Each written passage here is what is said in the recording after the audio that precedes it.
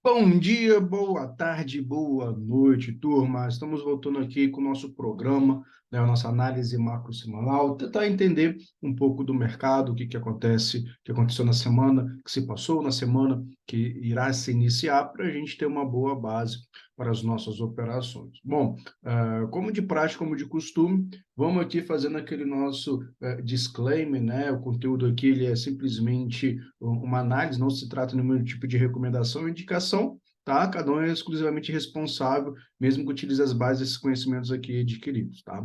Então, para os que não me conhecem, eu sou o Thiago Galles, eu sou mentor e trader profissional.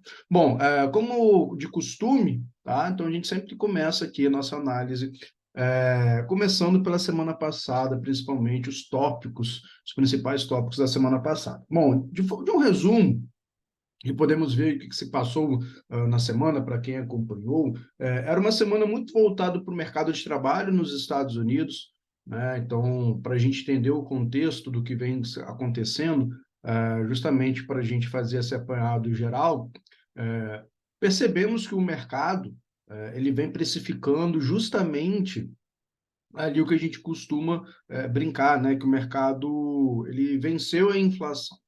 Então, se você parar para analisar de uma forma contextual, tínhamos ali, após a pandemia, uma inflação no mundo bem forte. Lá nos Estados Unidos, essa inflação chegou a 8%, e a medida para combater isso foi justamente o aumento da taxa de juros no mundo. E o resultado disso nada mais é do que uma queda na inflação globalmente. Tá? Então, meio que passa esse sentimento, essa sensação de que ganhamos a batalha contra a inflação, tá? E aí, nesse momento, a gente costuma entender o quê? Bom, se a batalha da inflação já está praticamente vencida, eu não preciso mais subir juros, de certa forma, concorda comigo?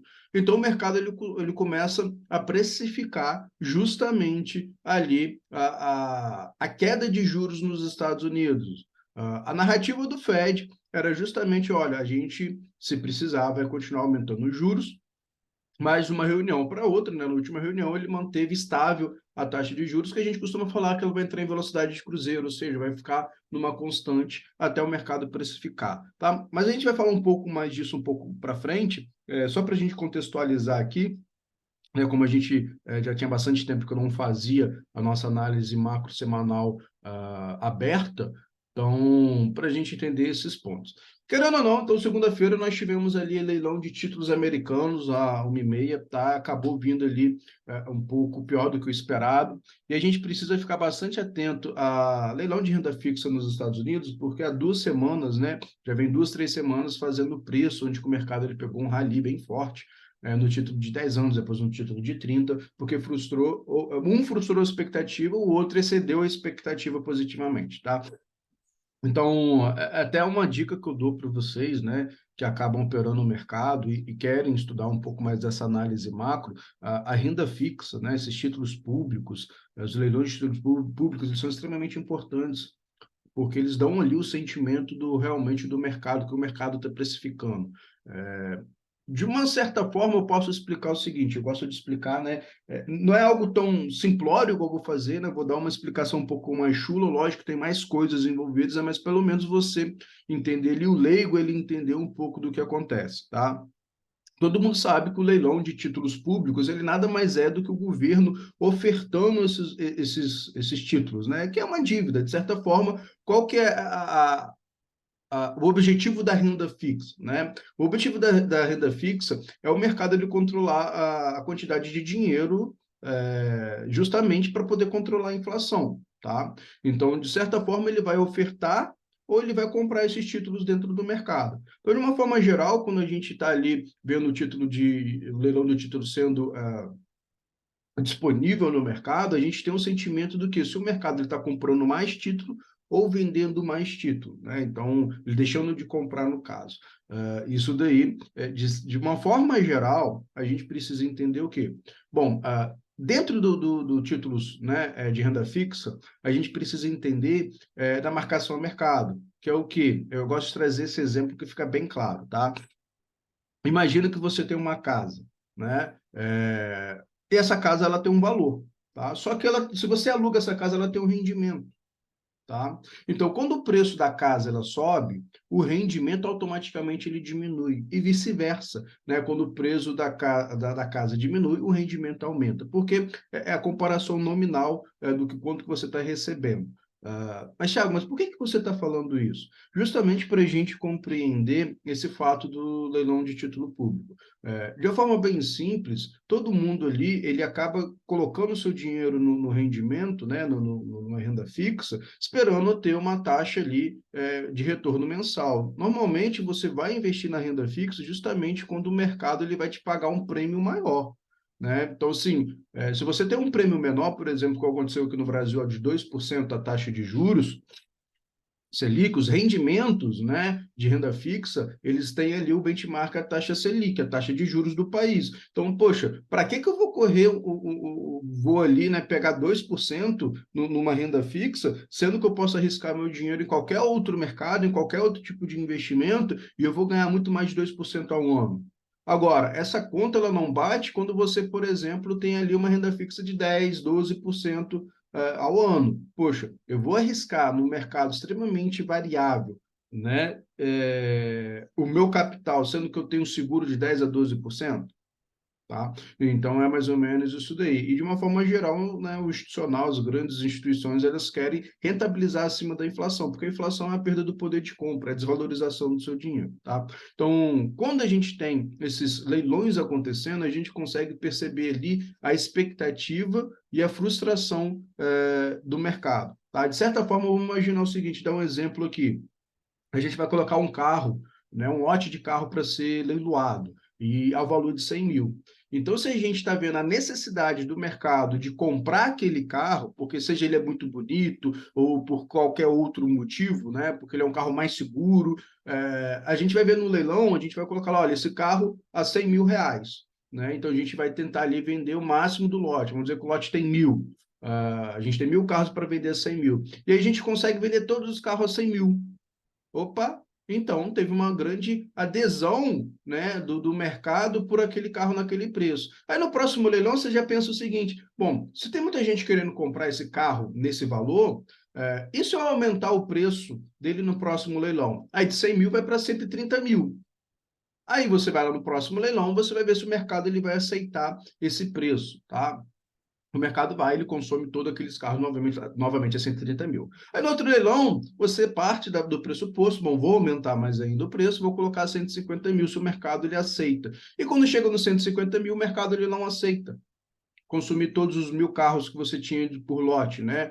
Ele consumiu, sei lá, 300 carros. Opa, então você sabe que teve uma frustração ali em relação, né, aos dados anteriores. Então, isso daí acaba trazendo esse sentimento, por isso que a gente acaba acompanhando bastante aí o leilão de renda fixa, não só nos Estados Unidos, quanto no Brasil também, que é a parte fundamental do mercado financeiro. Então, você precisa acompanhar principalmente a questão de juros, a questão de inflação. Eu sempre falo isso com os meus mentorados. Se você quer entender mercado financeiro, você precisa estudar a fundo juros e inflação, porque tudo vai girar em cima desses dois principais pontos. Lógico que os outros são importantes também, né? Mas a briga toda vai ser isso daí. Tá? Então, de certa forma, só para a gente pontuar isso daí e estar na mesma página. Aí tivemos dados de PMI também na China, né? Dado de PMI é um dado de indústria, para a gente saber o sentimento da indústria, acabou realmente ali vindo um pouco melhor do que o esperado, né? O mercado estava com uma projeção de 50,7, veio 51,5. E quando a gente fala da China, é até interessante, por quê? Desde a pandemia, nós estamos observando a dificuldade da China voltar no seu crescimento econômico. Tá? Então, a gente está observando ali medidas extremamente estimulantes para voltar ali. E por que que a gente sempre fica de olho na China? Querendo ou não, ela é o maior cliente do Brasil. 30% do que a gente exporta, né, do nosso volume de exportação, esse dado está um pouco defasado, mas gira em torno disso, é consumido pela China. Então, se o seu maior cliente está comprando de você, consequentemente, você vai vender bem, você vai ter ali uma balança comercial positiva, mais dólares entrando do que saindo, né? A balança comercial nada mais é do que exportação e importação. Agora, quando o seu principal cliente não está consumindo de você, você acaba tendo esse déficit. Tá? E quando a gente fala de balança comercial, é extremamente importante para quem opera dólar, entender esse fluxo de câmbio, né?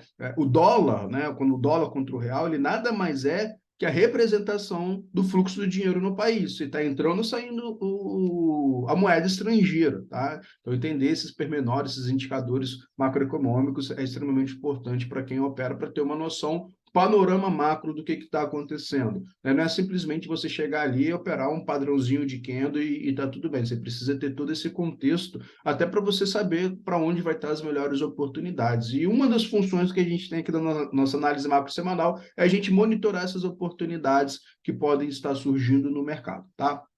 Mas vamos acelerar um pouco aqui, que a gente tem bastante coisa para falar. Terça-feira foi realmente um dia aí extremamente de dados interessantes para o Brasil. A gente já começa aqui falando do PIB, né? Então tivemos aqui um crescimento de 0,1 do trimestre, tá? A expectativa era uma redução. A gente está dentro de um ciclo econômico no nosso país, de um ciclo mais recessivo. Tá? Justamente porque a gente teve ali o aumento da taxa de juros, toda aquela dinâmica de política monetária, né? Uma política contracionista, ela vai realmente segurar a economia ali. E acabou surpreendendo o mercado, tá? Vindo um pouco mais positivo, 0,1. Não podemos dizer que, meu Deus, é um resultado bom. Se a gente for comparar os principais países emergentes, que têm a mesma característica do país, que são ali como a indústria subdesenvolvida, né, que são mais voltados para a exportação de matéria-prima, a gente vai ver que o Brasil ele cresce de forma irrisória perto desses países. A grande verdade é essa. Por exemplo, a gente está crescendo aqui 2% ao ano, né? Juntando aí até o terceiro trimestre, a gente sabe que é um dado um pouco atrasado do PIB, é um dado de lag, mas se você comparar, né, todos os outros países emergentes com uma característica parecida do Brasil, esses países estão crescendo 6%, 7%. E o Brasil, de uma forma pífia, crescendo 2%. E aí é interessante de você entender o PIB, até que a gente pega o governo, né? O governo ele acaba falando, não, o Brasil está crescendo, o Brasil está isso, olha os dados de crescimento. Só que quando a gente fala do PIB, é isso que é interessante, das vezes as pessoas não entendem. O PIB, gente, ele é um dado macroeconômico que simplesmente ele reflete ali, né, o gasto do país, né? Ele tenta pegar a produção, né, o produto interno bruto do país, mas dentro da sua equação a gente tem ali o consumo, né, das famílias, a gente tem ali a balança comercial. Agora de cabeça eu não vou lembrar, mas a gente também tem os gastos do governo, tá? Tem os gastos do governo. Então, se você mantém tudo constante e aumenta os gastos, consequentemente o PIB ele também vai se elevar. Tá? Então, quando a gente acaba percebendo que o governo atual ele acaba ali aumentando os gastos, né, de uma forma geral, aumentando a taxação, então, consequentemente, era para o PIB realmente crescer. E se PIB crescendo não significa produtividade, tá?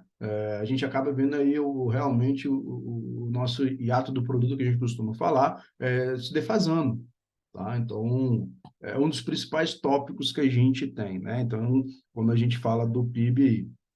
E o dado de PMI, né, é o nosso dado aí de crescimento da indústria.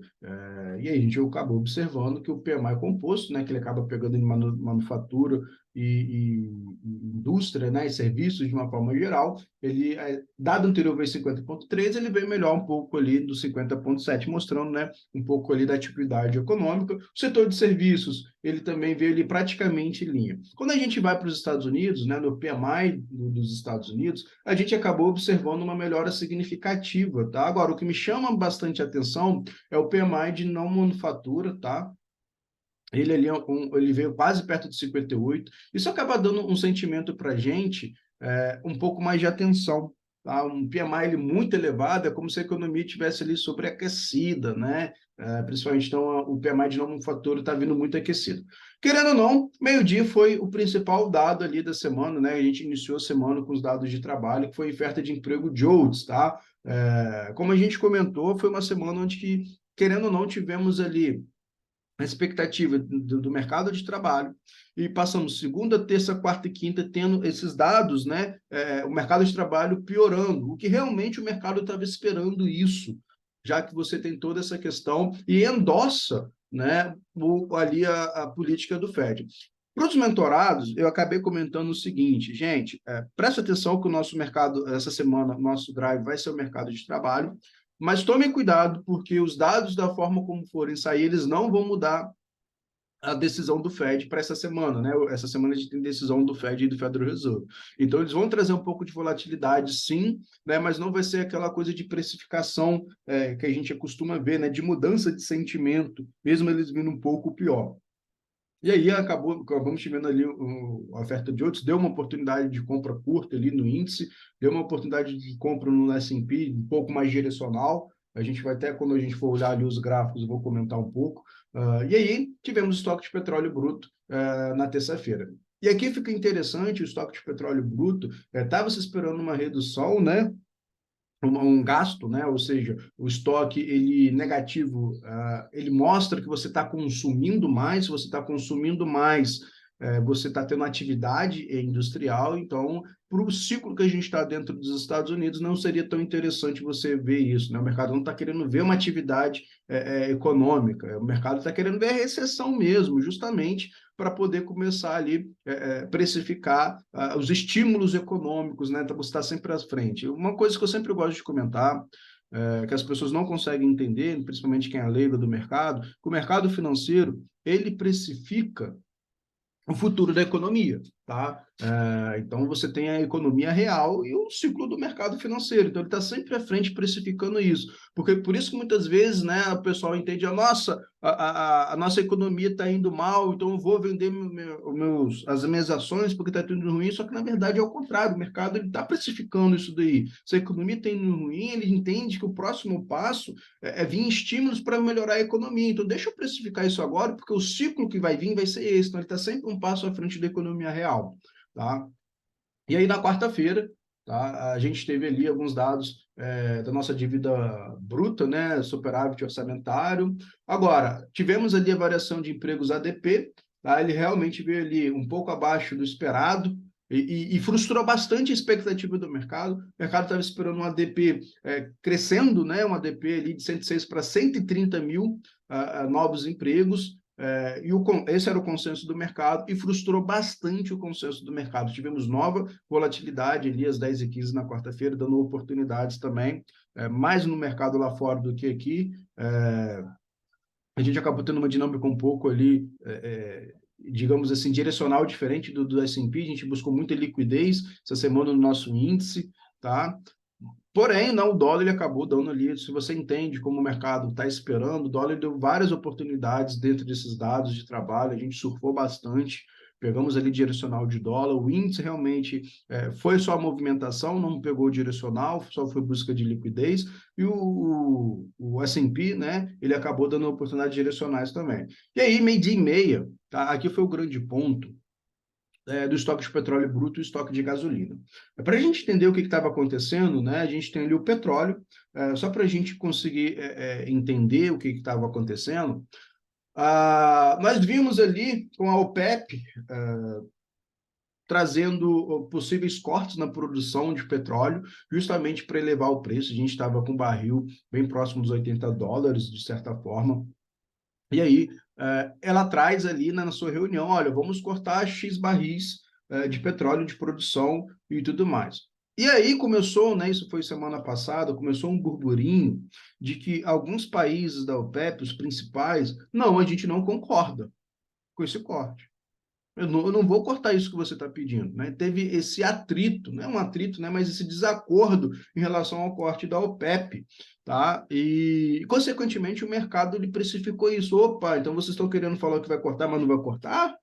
Né? E tivemos aí o petróleo caindo bastante durante a semana, né? Tivemos o dia ali que o petróleo na quarta-feira caiu 4, 5%, justamente por conta vindo, né, desse dado que onde que você tem um estoque de gasolina superando as expectativas em 5 vezes, o consenso do mercado era 1,27 milhões, veio 5,4, veio muito acima, aí você já tinha esse burburinho que já estava sendo precificado, né? A gente já vinha com o petróleo em queda, e acabou realmente fazendo um dia bem vendedor, tá? A gente acabou percebendo ali que os principais commodities, né, as commodities voltadas para a atividade industrial, que são as commodities metálicas, acabaram, né, desabando e junto com o petróleo, os índices mundiais também caíram, tivemos o dólar também subindo, se valorizando. Então foi uma quarta-feira um pouco mais sangrenta para os mercados, tá? Um dia bem direcional a partir de meio-dia ali, por conta dessa frustração que nós tivemos dentro do mercado de petróleo.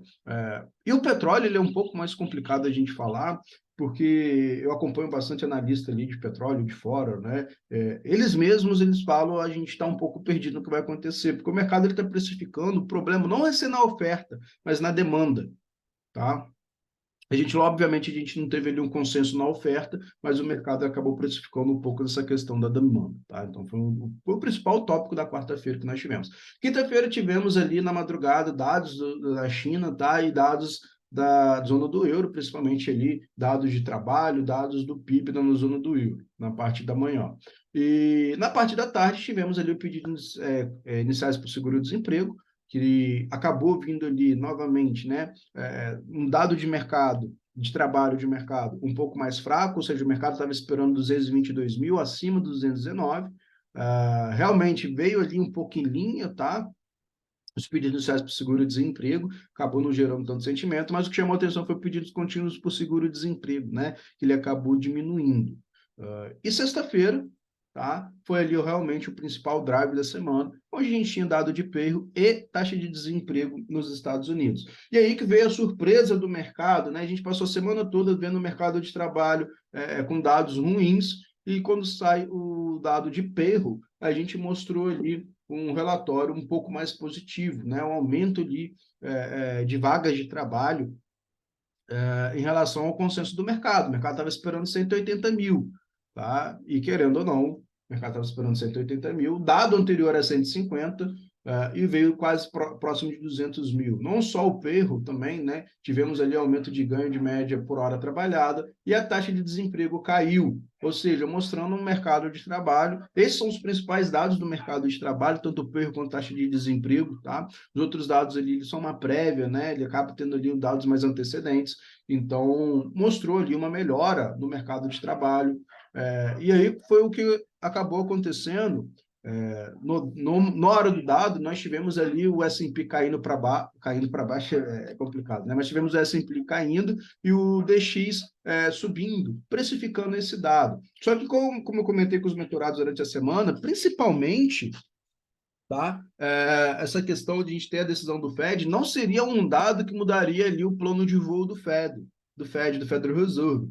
Obviamente, isso aí poderia trazer mais volatilidade do que mudança de sentimento, a gente mudar de patamar dentro do mercado. Tá? Então, foi o principal ponto que a gente teve. Inclusive, né, depois do PER, a gente esperou a abertura do mercado americano, surfamos uma compra no S&P bonita dentro lá da mentoria, a gente até começou a comentar. O dólar ele também deu uma oportunidade ali, um pouco mais complicado, porque estava muito volátil, né? O índice também, mas depois que se ajustaram, deu algumas oportunidades mais agressivas, como a gente costuma falar, né? Dentro da mentoria, tá bom? Então, basicamente, a semana foi em cima dessa narrativa, tá? A gente vai entender um pouquinho mais como vai ser essa nossa semana, quais são os principais drives, mas antes disso, né, só para a gente entender o que o mercado vem precificando em relação à curva de juros americana, que a gente vai entender um pouco os dados macroeconômicos dos Estados Unidos e do Brasil mais à frente. Mas aqui eu quero chamar a atenção que, né, essa semana é a última reunião do ano, tá? Então ela vai ser extremamente importante. O mercado já vem precificando ali que vai manter a taxa de juros inalterada, né? Em 15,25 e em 15,50. Lá eles trabalham o spread de 25 basis points. E agora, o que chama atenção é que o mercado precifica, tá? Essa aqui é uma precificação do mercado, e em março, em 2024, tá? A gente começar ali de março para maio a primeira queda de juros. Tá? Então, a gente começa a ficar um pouquinho mais atento nisso, que pode estar ocorrendo aí de março para maio, tá? Essa queda aí da taxa de juros. Isso daqui é extremamente importante para a gente entender, porque foi um movimento muito similar que aconteceu no Brasil, para quem já vem acompanhando, sabe disso, né? A nossa taxa de juros, antes dela cair, o mercado já precificou a alta, tá? E pode acontecer, e já está acontecendo a mesma coisa aqui no mercado americano, tá? Então, eles já estão precificando isso. Então, eles querem realmente entender. E aí, o corte, e aqui que está interessante, a gente não tem onde que vai ser o fim do corte, né? Tem aqui só a projeção de 2024 e vamos acompanhar, né? O interessante é saber quando que eles iam parar aqui. Mas como a gente só tem esse horizonte aqui do próximo do ano, então a gente vê que vai ser o ano de 2024 cortando juros nos Estados Unidos, tá?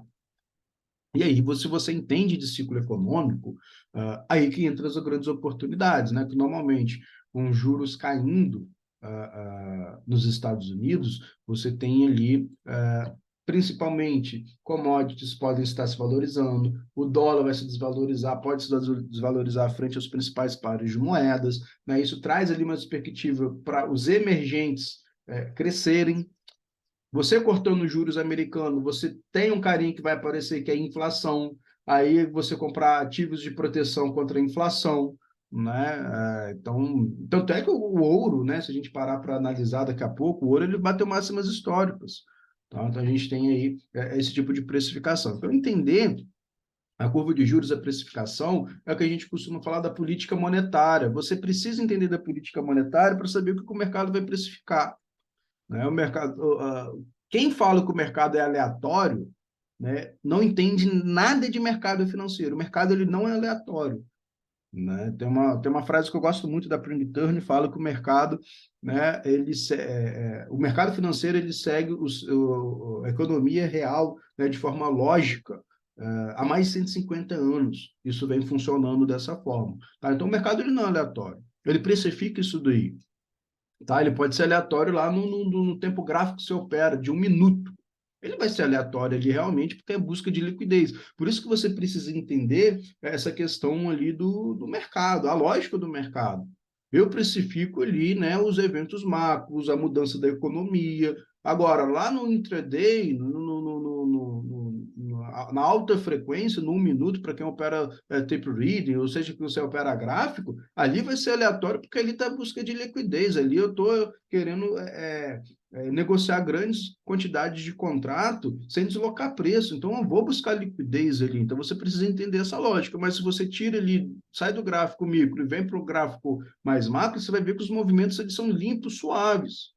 Tá? Então, por isso que a gente tenta casar essas duas informações. Né? Então, infelizmente, as pessoas físicas elas vêm para o mercado justamente querendo saber só da técnica. Onde que eu compro, onde que eu vendo, onde que eu vou ganhar dinheiro, acreditando que só a técnica ali e uma gestão boa vai fazer ganhar dinheiro. Cara, vai, mas não vai fazer você durar muito tempo no mercado. Porque se o mercado ele muda, o sentimento, a precificação, a dinâmica dele, a sua técnica para de funcionar. E aí você não consegue se readequar no mercado. Aí é onde que a pessoa física quebra, tá? Então, é muito complicado você querer operar só dessa forma sem entender, né, essa questão de microestrutura do mercado, de precificação, como que o institucional ele avalia esses dados, por que ele vai estar precificando. Principalmente ali, a pessoa que não consegue ser consistente no day trade, ela tem uma oportunidade de ser no swing trade, né?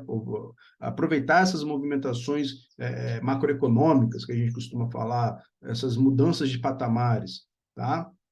Acaba sendo muito mais interessante e menos desgastante ali que do day trade, né? Mas, enfim, só para a gente concluir isso daqui, tá? E aí eu quero trazer para vocês um estudo aqui rápido dos indicadores macroeconômicos, tanto dos Estados Unidos quanto do Brasil, para a gente entender o que o mercado fez e o que o mercado está pensando em fazer. Porque quando a gente está aqui dentro do mercado financeiro, qual que é a nossa jogada? Entender que o institucional ele vai precificar algo. Tem como eu aqui tentar trazer um modelo de precificação para tentar prever o mercado? Não, tá? A verdade é essa. Por mais que eu entenda de econometria, por mais que eu seja especialista em estatística, eu não vou superar o consenso do mercado. Quem manda é o consenso do mercado. O que é o consenso do mercado? Todo institucional ele vai trazer a sua projeção. Obviamente, esses caras gastam milhões e centenas de milhões de reais em gente qualificada, gente mais inteligente, né? em ferramentas mais poderosas de precificação. Tá? Então, não é simplesmente eu pegar meu Excel aqui e tentar precificar, né? Pegar um livrozinho aqui, por exemplo, né? Cálculo de tesouraria, e começar a fazer cálculo aqui, achando que o mercado vai respeitar isso. E a gente vê bastante isso hoje em dia, né? Tá muito na modinha os cálculos quant, né? Os cálculos de tesouraria. Aí você pega ali uma equação que é teórica, né? Equação de precificação de contrato futuro, e aí você calcula ali, né? E tem até coisas piores, velho. Você pegar a equação de desvio padrão, né, da estatística, aplicar ali no gráfico de fechamento do ativo que você opera, e você calcular o primeiro, segundo e terceiro desvio padrão, e você querer operar isso. De certa forma, é muito leviano da nossa parte, da sua parte, em acreditar nisso. Né, Tiago, vai respeitar? Se você colocar de olho fechado várias linhas no gráfico, eu te garanto que vai respeitar uma dessas linhas e você vai operar, né? É o princípio do suporte e resistência que o pessoal fala, né? Se você traçar várias linhas aleatórias, horizontais, com o gráfico, com a tela desligada, quando você abrir, você vai ver que vai respeitar algum ponto. Mas isso quer dizer que vai funcionar no mercado? O princípio que a pessoa física acaba fazendo é isso, né? Descobre uma técnica ou vê ali uma confluência de alguns indicadores e acaba vindo através do viés da confirmação, né? Só que, na verdade, não é assim que as coisas funcionam.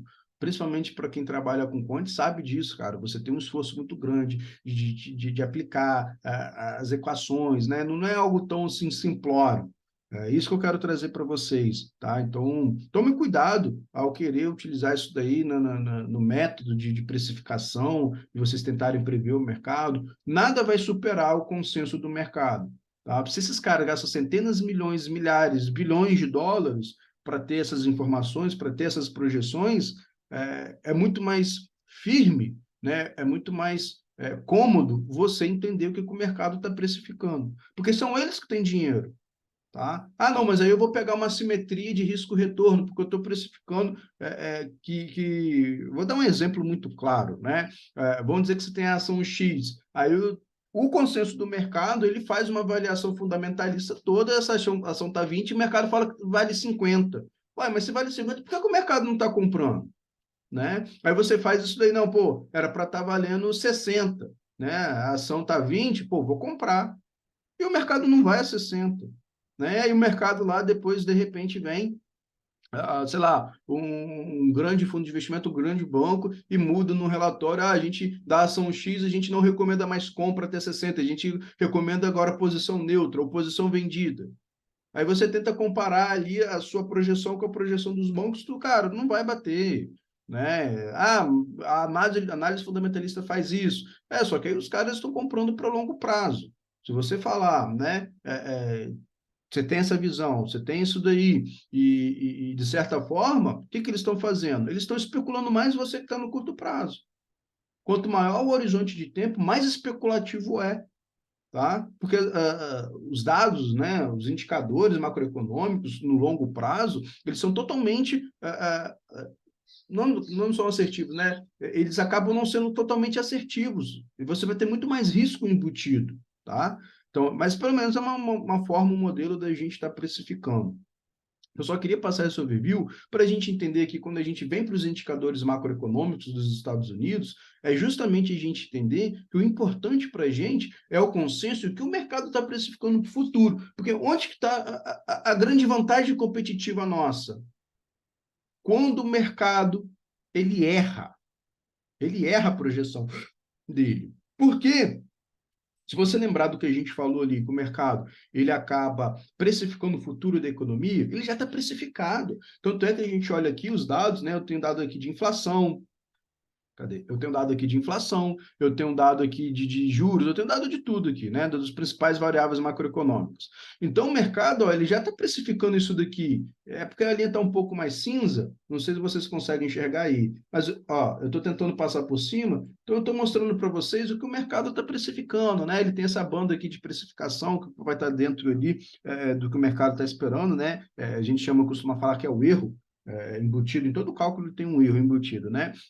Então, a gente acaba tendo essas informações. Agora, se o mercado ele vem e traz uma precificação diferente, alguma coisa, e acontece bastante demais o consenso do mercado errar.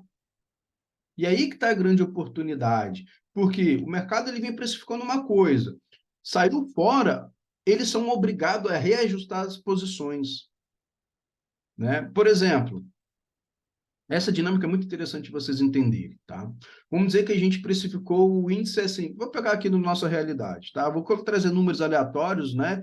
Chutes, mas para vocês entenderem a ideia e o consenso. Vamos dizer que em cima dos dados macroeconômicos, a gente tem que o nosso IBOV, ele está valendo aí no preço, em cima disso tudo, 127 mil, tá? Então, dentro dessa precificação aqui são os dados dos Estados Unidos, mas vamos falar que é o do Brasil. Dentro dessa precificação dos dados macroeconômicos, eu vou fazer minha econometria, vou fazer minha precificação do IBOV e tal, pá, das ações e vou trazer aqui que o preço do IBOV é 127 mil.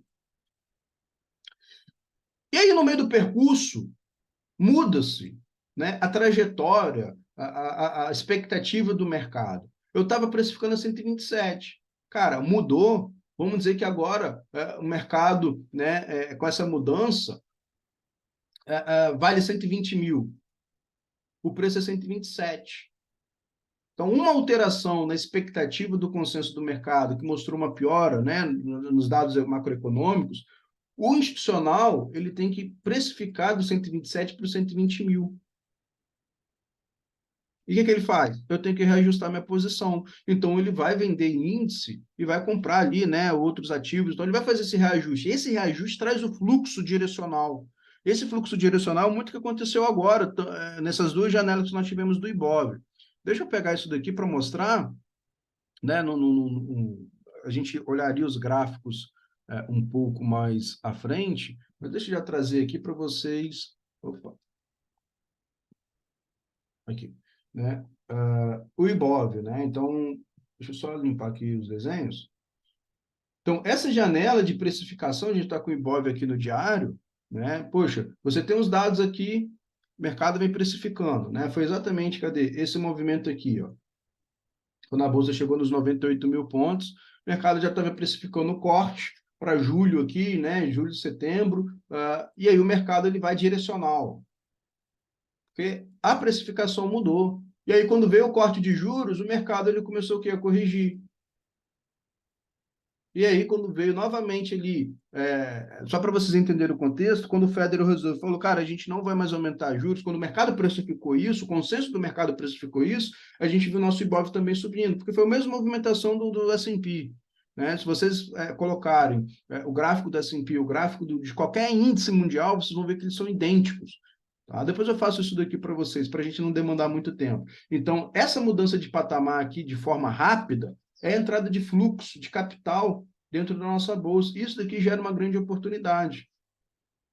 Esses movimentos direcionais, que é justamente quando o mercado ele percebe que teve uma mudança no consenso, né, na precificação, ou vem muito melhor, ou vem muito pior, e aí começam essas movimentações de uma forma geral.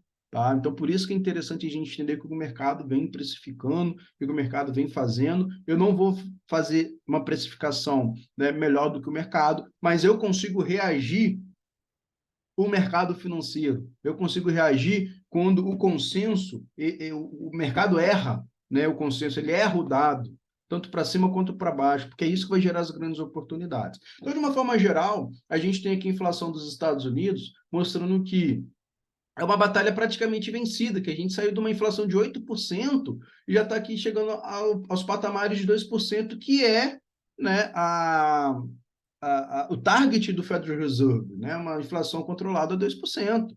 Tanto é que a gente vê a taxa de juros americana, ela veio subindo, e o mercado está precificando o que a gente viu ali, né, anteriormente, a velocidade de cruzeiro, para lá na março de 2024 a gente ter a queda, né?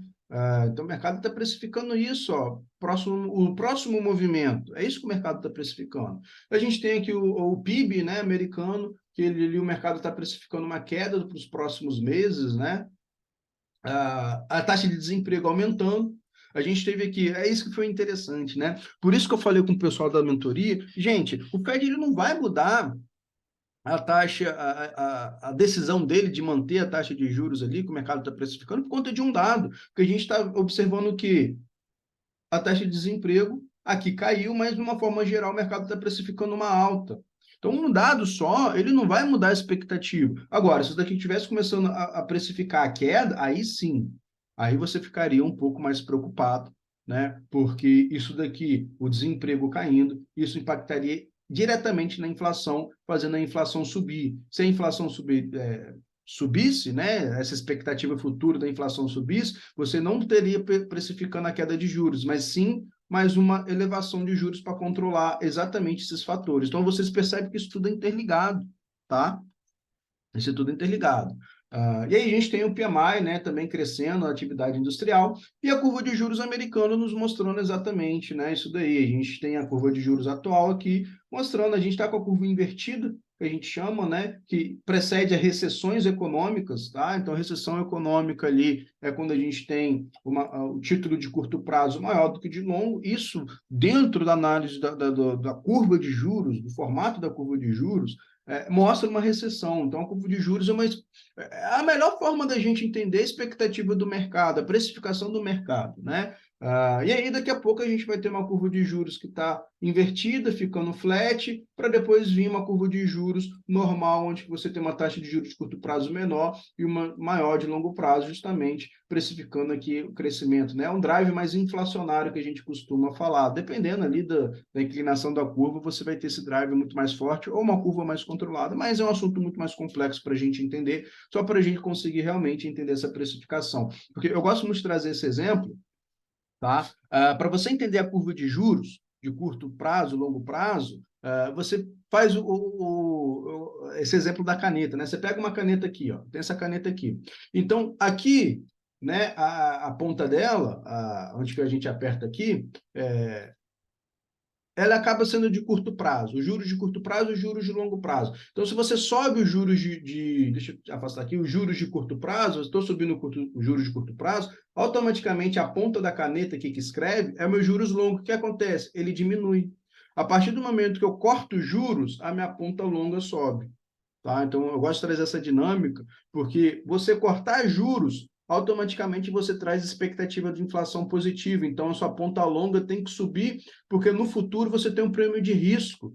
Então, você quer controlar no futuro a inflação que vai vir. Por isso que os títulos acabam subindo. Agora, quando você eleva a taxa de juros no curto prazo, você quer controlar a inflação. Então, você entende que a inflação vai cair, então os juros de ponta longa vai cair. Então, esse aumento da taxa de juros, é isso que a curva de juros americana está te falando. Nós subimos juros no curto prazo, então a inflação, né, ela deve cair e a curva de juros deve cair também. E a curva de juros caindo é um ponto positivo para os ativos de risco se valorizarem, né? Que você está dando estímulo na economia. Então, o mercado ele funciona exatamente nessa dinâmica que eu ensinei aqui para vocês, tá? Então, para você conseguir entender a cabeça do institucional e a precificação dele, tá? E agora, quando a gente vem para o Brasil, só para a gente finalizar aqui, vocês conseguem entender, então, em que momento nós estamos da precificação da economia americana. Mercado precificando ali a queda de juros americano. Tá? Então, por isso que a gente vai ver os ativos de risco se valorizando, S&P, commodities de uma forma geral, e os ativos de segurança tendo ali uma desvalorização, né?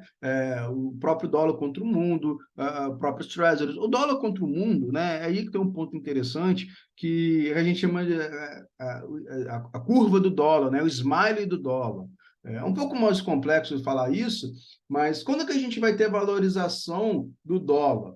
Normalmente, quando o mercado está precificando uma recessão braba, ou quando o mercado está no muito otimismo, né? Um crescimento americano forte. Então, o dólar ele vai se valorizar nesses dois eventos, né? A gente tem o dólar se valorizando quando a gente está com uma recessão mundial, porque é uma moeda de porto seguro, tá? E quando o mercado está muito otimista no crescimento econômico. Tá? Agora, quando o dólar em relação ao mundo, tá, pessoal? E quando que o dólar ele vai performar pior contra o mundo? Quando ele tiver com a economia meia boca. Aí aqui os emergentes acabam se sobressaindo, tá, do que a economia americana. Então, só para entender que nem sempre ali, né, a gente vai ter os juros caindo, o dólar se desvalorizando. Vai depender muito desse contexto global, esse contexto econômico. Às vezes as pessoas acabam acreditando que as correlações são uma verdade absoluta. Né? Igual, por exemplo, deixa eu trazer um exemplo aqui. Né, muita gente fala que não, os juros, deixa eu só passar aqui, o que o pessoal ensina aí fora? Não, que se você tem o DI, Nossa senhora, peraí que... Você tem o DI, que são juros subindo, né? Eles ensinam essa correlação, juros subindo, né? Então, você tem o que subindo? O dólar vai subir e o índice vai cair. Essa correlação que eles ensinam aí fora. É uma correlação válida? Gente, correlação é um número. Ela simplesmente está pegando ali te mostrando, ó, isso sobe, isso cai e tudo mais. Só que não é isso que faz a correlação funcionar. E aí a gente tem uma frase muito interessante da estatística que fala que correlação não implica causalidade. Não é porque você está algo correlacionado que isto, um evento está ocasionando o outro, o A está ocasionando o B. Porque pode acontecer a gente ter aqui o DI subindo, o dólar, né, no caso, subindo e o índice subindo. Entende? Ou se não, tem um exemplo melhor, que o DI cai, o dólar sobe e o índice sobe. Aí o pessoal fala, nossa, mas tá errado aí, quem tá mentindo? Depende, depende. Consegue entender isso? Se você tem um drive inflacionário, você pode ter o dólar e o índice subindo e os juros caindo, tá? Normalmente a gente vê esse tipo de coisa, um drive inflacionário. Porque aqui, quando a gente fala de dólar, a gente está falando de uma coisa chamada diferencial de juros Estados Unidos e Brasil. E aí você tem o que chama de carry trade. Então, consequentemente, o mercado ele não quer perder esse carry trade. Então, você pode ter um dólar subindo e aí o índice subindo.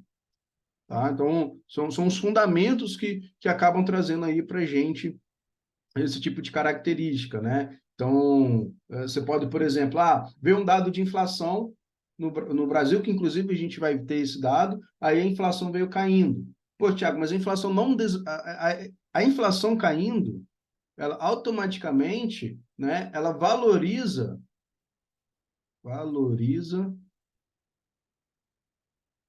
a nossa moeda. A inflação caindo valoriza a nossa moeda. Tá? Então, era para o real estar o quê? Subindo. Olha só que interessante isso daqui. Vou trazer esse exemplo um pouco mais contextual. Então, a gente teve aqui, só para vocês entenderem que correlação não é tudo, né? A inflação ela veio caindo. A gente sabe que a inflação é o poder, a perda do poder de compra, né? E também a desvalorização da moeda, ou seja, ela está aqui, no caso, quando a inflação cai, automaticamente você está valorizando o nosso real, a nossa moeda real. Se o real está sendo valorizado, automaticamente o dólar, né, ele cai, o real sobe. Tá? Porque é uma paridade que a gente costuma falar. Tá? Então, nisso daí, se a inflação cai, automaticamente o mercado ele tem o DI caindo, os juros caindo, né? Porque eu gosto de brincar, para onde a vaca vai, o boi vai atrás, né? No caso aqui, a inflação é a vaca, o DI é o boi. Para onde a inflação vai, o DI vai. A inflação é muito mais volátil. Subiu, o DI tem que subir, né? Os juros têm que subir para controlar. O único mecanismo de controlar a inflação é os juros, tá? E aí você pensa, nossa, então, nesse cenário, o dólar, como a gente viu que o real vai valorizar, ele vai cair. Só que não, nesse cenário o dólar sobe. Aí você vai pegar o Ibov, nesse cenário, né, de inflação caindo, juros caindo, com uma valorização do real, você vai ter o Ibov subindo. Mas, Thiago, por que o dólar está subindo? Que, novamente, a gente aqui tem um fator de carry trade. Só explicando melhor para vocês. Mas não era para o dólar cair por conta da valorização? Exatamente. Só que quando você acontece isso, né, o juros ele cai, automaticamente o diferencial de juros nos Estados Unidos, né, ele diminui. Ó. Vamos dizer que você tem juros lá de 1% nos Estados Unidos. E aqui você está 8, vai cair para 7. Só uma ideia. Então, você tem o quê? Você traz o seu dinheiro aqui para pegar 7%, né? Porque é um país emergente, você tem o risco. Agora, quando os juros, na expectativa dos juros cai, cara, não vale a pena eu manter aqui, sei lá, uma posição de 100 milhões. O que eu vou fazer? Vou diminuir minha posição para metade, para 50 milhões. O que está acontecendo com o capital estrangeiro? Está saindo, dólar está saindo. Então, essa saída de dólar faz o dólar valorizar, porque não está mais atrativo o carry trade. E nesse cenário, porque foi um drive ali inflacionário, a inflação veio caindo. Então, você consegue entender que é muito mais complexo você ter uma correlação bonitinha. Então, vai depender se você tem um drive deflacionário, né? Um drive de guerra, as coisas vão mudando. Você precisa entender a relação do que simplesmente a correlação. Obviamente, né, a gente tenta sempre operar o cenário de risk-on ou risk-off, porque é um cenário muito mais fácil de operar, né? Eu até explico isso dentro da mentoria, a gente operar esse sentimento, né? Eu acabo trazendo esse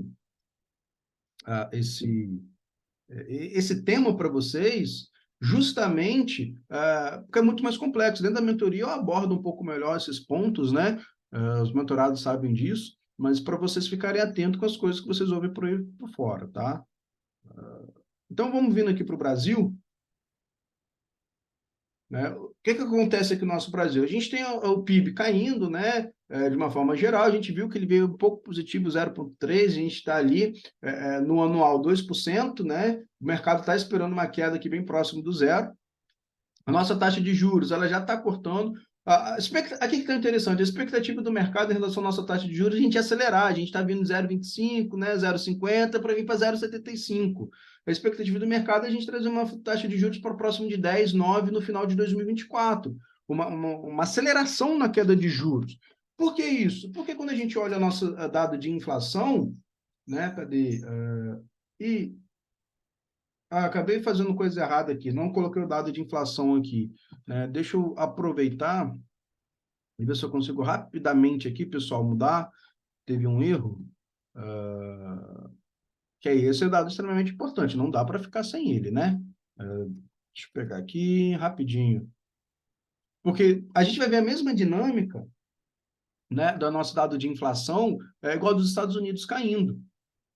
Mostrando que, opa, controlamos a nossa inflação. Nossa inflação, se eu não me engano, está ali perto de 4%, né? Aqui, ó. Pronto, deixa eu dar um print aqui, fazendo ao vivo aqui para gente.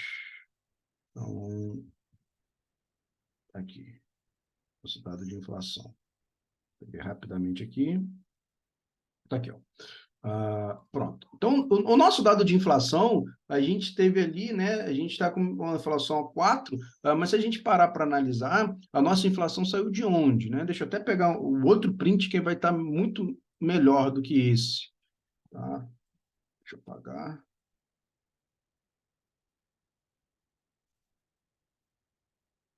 Quando a gente está operando no mercado, é esse assunto que a gente tem que ficar atento. Tá?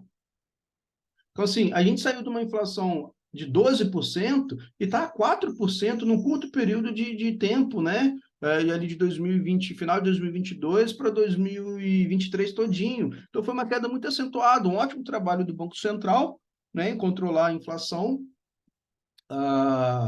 E aí, a gente está nesses patamares. Então, o mercado está esperando o quê? Que a gente continue aqui bem próximo dos 4%, estabilize, tá? Então, o mercado está querendo acelerar esse corte de juros para trazer ainda mais a inflação para a meta, né? A meta de inflação, se eu não me engano, é 3,5%. Só que o mercado, o target, né, que a gente fala é 3,5%, só que o mercado está precificando 4,5% ou 2,5%. A gente está ali na beirada da meta de inflação, né? Do que o mercado ele pode estar tendo. Então, ele vai tentar trazer para 3,5% com essa queda de juros até o final de 2024, por isso que a gente está precificando uma queda maior. Tá? Então, a gente tem aí, né, a nossa taxa de desemprego. É um ponto sensível ainda, porque a gente está com a taxa de desemprego caindo. Quando a gente tem um aumento aqui de inflação, né?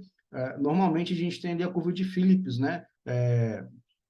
Com a taxa de desemprego, ela é uma curva inversamente proporcional, e por enquanto a gente está tendo o desemprego caindo, né? Se a gente está num período mais recessivo, né, com o PIB caindo, uma contração da economia, é normal a gente ver exatamente isso daqui, ó, para 2024, um crescimento aqui, ó, do desemprego, tá? Então o mercado já está precificando isso.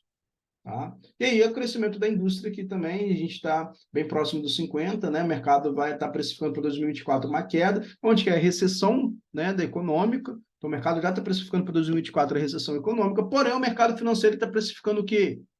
Sempre à frente, a retomada. Exatamente isso daqui que a gente falou, ó. Exatamente o crescimento, ó, da atividade industrial, o crescimento aqui do PIB, né, o crescimento da inflação, né, o crescimento da taxa de desemprego. Aqui, no caso, a queda da inflação é o aumento do desemprego, né? Então, ele já está precificando isso, que vai vir de estímulos econômicos. Não é à toa que a nossa curva de juros está muito similar ali dos Estados Unidos, né? Uma curva invertida, e aqui ela já começa a mostrar o quê, né? Que a gente vai cortar juros aqui no curto prazo, e no longo prazo a gente vai começar a ver a ponta longa subindo, né? Daqui a pouco a nossa curva aí faz aquele movimento de corcunda que a gente fala, né? É um formato aí de curva corcunda, que você corta juros aqui rápido no curto prazo e no longo prazo ele acaba subindo. Então, é isso que o mercado vem precificando para a gente quando a gente bate o olho aí na curva de juros, né? Estamos com a curva de juros invertida, justamente entendendo aí que o mercado está precificando uma recessão da economia real, tá? Então, acho que dos indicadores macroeconômicos. Então, esse panorama do que o mercado está precificando, ele nos ajuda demais a entender como que os dados vão sair semana a semana, qual que é a expectativa do mercado, qual que é o consenso do mercado, porque as oportunidades, novamente, eu digo para você, é quando o consenso ele erra o dado. O dado, não é que o mercado, esse consenso, ele vai acertar. Pode acontecer alguma coisa na economia, algum choque, algum fator, né? Seja corona, seja aquele navio, né, em 2021 que ficou preso no canal de Suez, seja qualquer coisa que vai impactar. Então, os dados eles vão ali tá mudando, né? Mas, de uma forma geral, as grandes oportunidades estão aí. Quando o consenso do mercado ele erra, né? O dado ele vem diferente do consenso do mercado. E aqui é nossos drivers da semana, tá? São os principais pontos que nós teremos, querendo ou não, tá? Olhando esse panorama, a gente sabe que segunda-feira a gente vai ter leilão de renda fixa nos Estados Unidos, já fica um pouco de olho, ou seja, é uma semana sem, é um dia sem dados econômicos importantes. Terça-feira, o pau quebra, dado de inflação, dado inflacionário, isso pode movimentar o mercado? Pode. Vai trazer liquidez, né? Aqueles movimentos de volatilidade? Pode. Mas eu acredito, novamente, que isso não vai mudar ali o plano de voo do Federal Reserve e do nosso Copom, do nosso Banco Central, tá? Um dado, ele não vai mudar essa perspectiva, ele vai trazer o sentimento, mas não vai mudar o fundamento, possivelmente, a não ser que venha algo muito fora do comum, tá? É o que a gente costuma falar. O sentimento, ele é algo de curto prazo, né? Quando que o sentimento ele vai mudar o fundamento? Quando a gente tem ali sucessivos dados, né, mostrando que o sentimento ele mudou. Ou seja, como a gente mudaria ali, dando um exemplo aqui, da decisão da taxa de juros do Federal Reserve em começar a cortar juros, né? Como que a gente mudaria esse sentimento para a alta de juros no Federal Reserve? Justamente, se os dados de inflação mês a mês começasse a subir e subir de forma rápida, entende? E aí o mercado ele mudaria essa precificação. Agora, você tem um dado aqui, aí na outra semana outro, e você tem certa estabilidade bem próximo do consenso do mercado, você não tem uma mudança de plano de voo, né, do que você está fazendo ali, daqueles dados, daquelas projeções macroeconômicas que a gente viu, que a gente observou. Tá? Agora, um dado só, né? Tem aquela frase, uma andorinha só não faz verão, ou seja, um dado só não faz verão. Então, a gente precisa ver uma confluência de dados mudando o sentimento do mercado. Aí sim, esse sentimento ele vira fundamento. Tá? E aí, a gente tem quarta-feira, dados aqui de IPP, o principal drive vai ser decisão de taxa de juros do Fed. A nossa taxa de juros aqui, o mercado já está fechado, né? A gente tem produção industrial nos Estados Unidos e estoque de petróleo. Muito atento ao estoque de petróleo também, porque é o drive do petróleo, né? A gente está observando essa movimentação. Quinta-feira, temos uma bateria de dados bem importantes, vendas no varejo, decisão de taxa de juros no Banco Central Europeu, pedindo iniciais para o seguro-desemprego, vendas no varejo nos Estados Unidos, na China, né? E desemprego na China. Então, assim, vai estar recheado quinta-feira de volatilidade. Sexta-feira vai ser dado de PMI, né, na zona do euro, nos Estados Unidos. A gente vai ter dado de BCBR, que é uma prévia do PIB, tá? E temos aqui vencimento de opções nos Estados Unidos e no Brasil, tá? Então, assim, uma semana bem recheada, de bastante drive, bastante volatilidade, tá? É uma semana que realmente é um pouco mais difícil a gente estar operando, porque esses dados eles acabam trazendo uma volatilidade e acabam mudando ali a dinâmica, né? Principalmente para quem opera gráfico, né? Você tem ali uma distorção do gráfico. Então, tem um mercado ele se reajustar, você acaba ali tendo que esperar mais, acaba não tendo tanta oportunidade. Agora, quem opera ali mais tape reading, né? Consegue pegar essas volatilidades, esses movimentos. Mas não é fácil porque a liquidez some. Então, a liquidez sumindo, o seu stop ele é mais caro automaticamente. tá? Então, a gente sempre quer operar no mercado em condições normais de pressão e temperatura, ou seja, o mercado bastante líquido. Porque quando a liquidez some, o que é liquidez, Thiago? É quando diminui a quantidade de lotes por faixa de preço, é sinal que o institucional ele não está querendo negociar, ele vai deixar ali os trades de alta frequência, né? Os HFTs ali. Então, ele diminui a posição dele, e isso faz o mercado se deslocar mais. Pô, se o cara grande ele está saindo, é você que vai entrar no lugar dele? Né? E tem gente que opera dessa forma aí, tá tudo bem, né? Cada um com o seu cada um sabe né, o que faz aí no mercado. Se não sabe, deveria saber. Mas é o principal ponto que nós temos, tá? Então, fechamos aqui esse principal tópico. Vamos lá dar uma olhadinha nos gráficos, né, para a gente finalizar aqui a nossa preparação semanal. Está um pouco mais estendida, né? Mas vocês já sabem aí o que olhar, tá? Então, deixa eu só mudar aqui minha cara de lugar. Talvez não mude aí no vídeo para vocês. Bom, principal ponto aí, vamos olhar o S&P, tá? No gráfico diário, a gente vem observando essa movimentação, essa precificação, né? A partir de novembro aqui, tivemos uma movimentação bem forte, tá? E aqui a gente já começa a ver sinais, né, do mercado meio que enfraquecendo, tá? Meio que entrando em deriva, de certa forma que a gente tem o mercado meio que consolidando, tá? Consolidando, né? Essa é a palavra. Na sexta-feira a gente tentou romper essa consolidação, fechamos bem, a gente precisa entender se o mercado ele vai dar continuidade ou não, tá? Inclusive vai ser tema ali de uma aula que eu vou trazer gravada para vocês, tá? Um tema que eu quero estar trazendo semanalmente, aulas teóricas para vocês, e aí eu não vou entrar muito nessa parte técnica aqui, né, de gráfico, mas eu já fico atento exatamente a essa região, tá? Então, essa região aqui, a gente fica atento se o mercado ele vai dar continuidade a essa tendência, né? Ou se não, ele já vai começar a fazer uma correção, tá? Então, vamos ficar bastante atento aqui quando a gente vem para o gráfico de 1 hora, e aí entra um pouco, né? Uma semana não, perdão, 1 hora. O gráfico de 60 minutos fica um pouco bem mais nítido, né? Essa questão dessa lateralidade aqui do ativo, né? Então, só pegando aqui, ó, então fica bem nítido para a gente. Cadê? E não carregou? Não carregou. Infelizmente, não carregou. Tá? Mas temos aí essa dinâmica, tá? Aqui. Vamos ficar um pouco mais atento. O mercado ele pode querer voltar a trabalhar aqui dentro, né? Como a gente viu que temos bastante drive terça, quarta-feira, não me surpreenderia o mercado continuar voltar para essas regiões e trabalhar aqui, tá? Precisaria de um drive muito forte para a gente mudar de patamar novamente, né? Então, se a gente parar olhando aqui graficamente, esse movimento anterior, né, que a gente chama aí de reacumulação, tá? O mercado ele vem, fica lateral, rompe. Vem, fica lateral, rompe, tá? Então a gente teria aí essa dinâmica, possivelmente no cenário mais otimista. No cenário mais otimista a gente tem aqui uma correção. Então quando a gente tem um movimento bastante altista dentro do mercado, isso serve para qualquer ativo, né? A gente tem esses períodos aqui de reacumulação, tá? De reacumulação, para depois o mercado corrigir. Como a gente vem num fluxo muito forte de precificação, então vocês conseguem perceber isso, que o mercado ele fez uma reacumulação muito curta, né? Se a gente fizer uma reacumulação maior, aí sim a gente começa a ficar um pouco mais atento à possível correção do mercado, ou acredito mais uma correção mesmo, tá? Mas para continuar a tendência, tá? O grande segredo do mercado é vocês entenderem essa dinâmica. Só dando esse spoilerzinho aí da nossa aula. A gente tem dois movimentos no mercado, consolidação e tendência. Tá? A consolidação,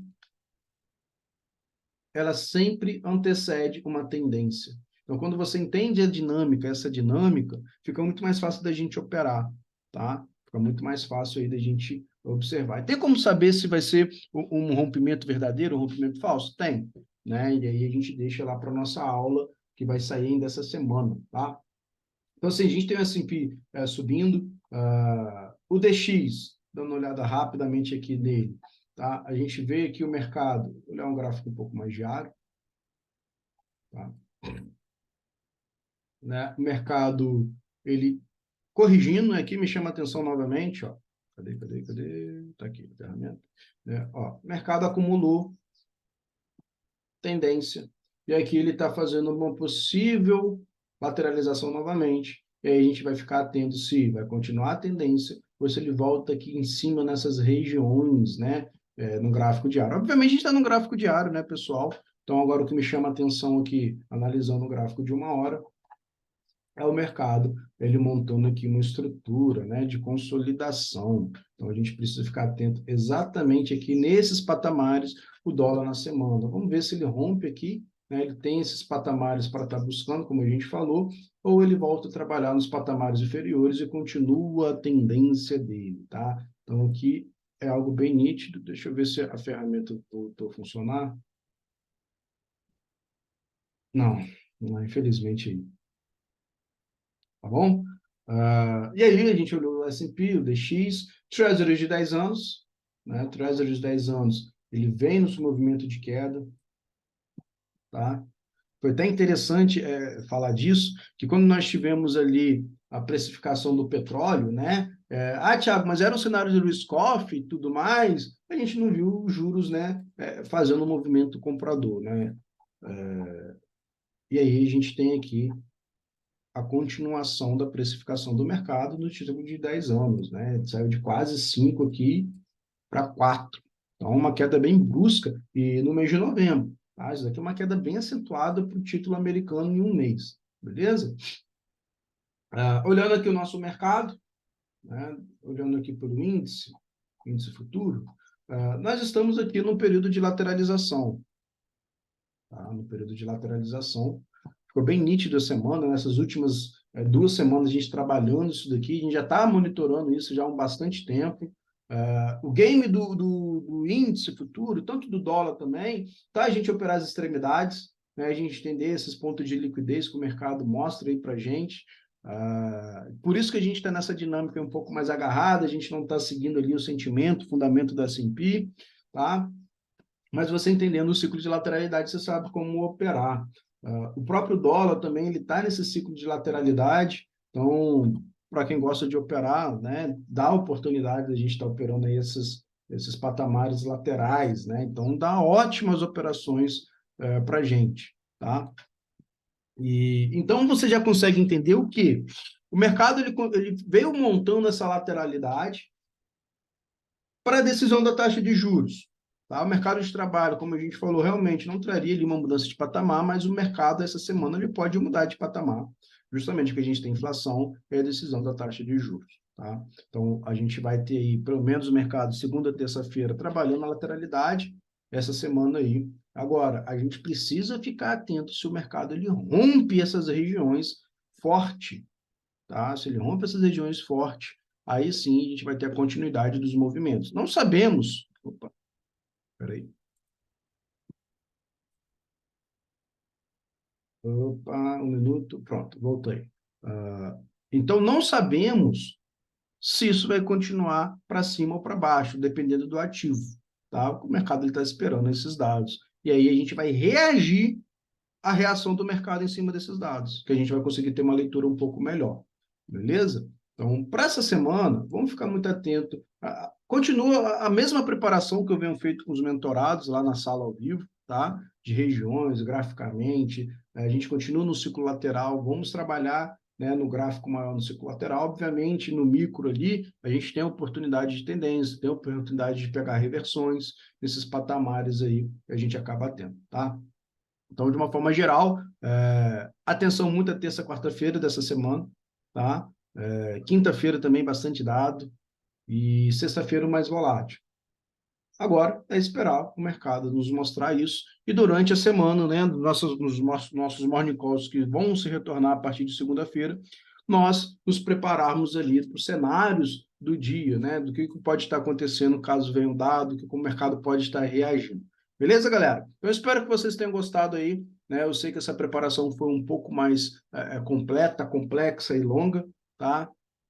Mas é bastante assunto que a gente tinha que comentar, a gente se inteirar, e aí a gente se encontra novamente na semana que vem, né, no domingo, para nossa preparação semanal aí, tá? Um forte abraço para quem fica, bons estudos, juízo e prudência no mercado.